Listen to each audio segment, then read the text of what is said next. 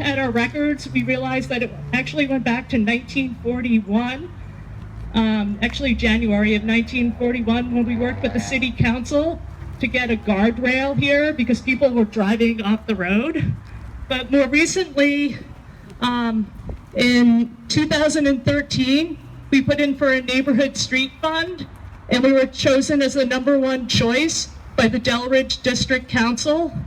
However, when the time came for it to go into funding, we found out that there wasn't enough, that the amount of the roundabout there would exceed the amount of the grant. So we were told to put in for it again last year, and we did, and once again told that there wasn't enough money because it exceeded the amount of the grant. And in the interim, SDOT has been really good at putting in for state and federal funding, but they've been unable to get funding for it.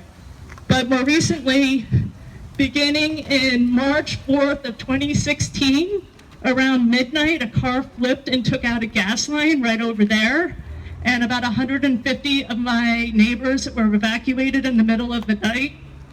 Then, you're over here. No, you're at the very end.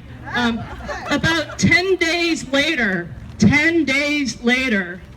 a car flipped and 2 people were taken to the hospital. So in just a little over a week, evacuation, 10 days later, 2 people taken to the hospital, and this wound up being pretty much in the same location where we had a double fatality, and Devin Francis's family's life has been forever changed.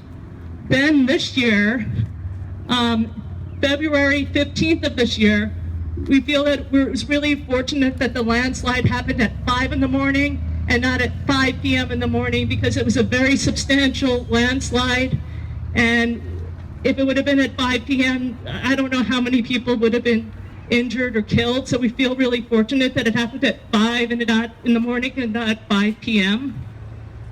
Then about a month later, we had a tree go across the road. Once again, we felt really lucky because this is a pretty substantial tree that no one was killed. And I'm going to bring you over here.